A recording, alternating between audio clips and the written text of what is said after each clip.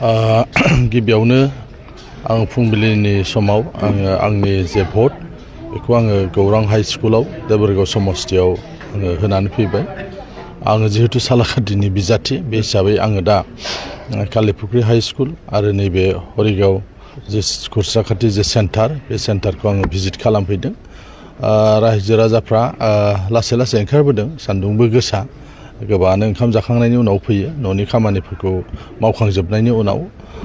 नैबे एलपि स्कुलाव बारा गैया, 600नि एसेल' बारा, गतिके बिथांमोना माने हयथ' 2-3टासोआवनो जोबहैगोन बेखौ मिजिं थिदों। आं बयखौबो खावलायनो लुबैदों जे जोंनि गासै बिटिसि ओनसोलावनो दिनै सानसेनि जे भट बेयो जाहाथे गोजोनै जाहाथे जोबलाङो।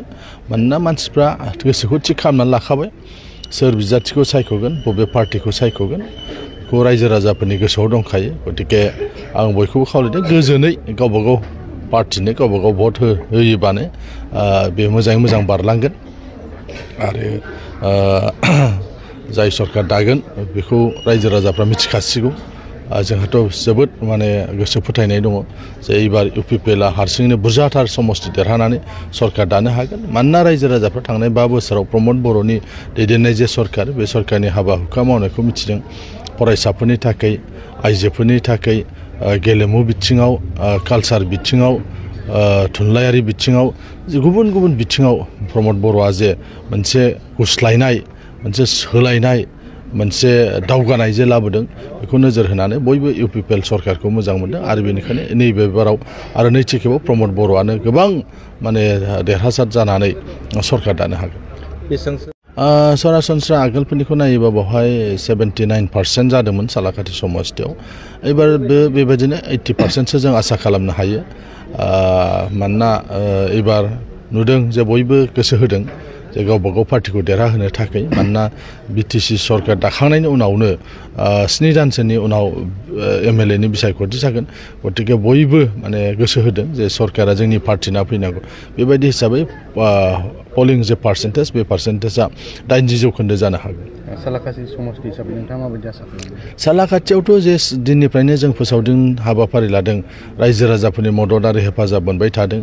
मानोना रायजो राजाफ्रा नुदों जे थांनाय गोलाव समाव बिपिएफआ सरकाराव दङमोन सालाकाटि समस्तियाव। सालाकाटि समस्तियाव गोजौ थाखोनि सोलोंथाइ फसंथानफोरबो गैया।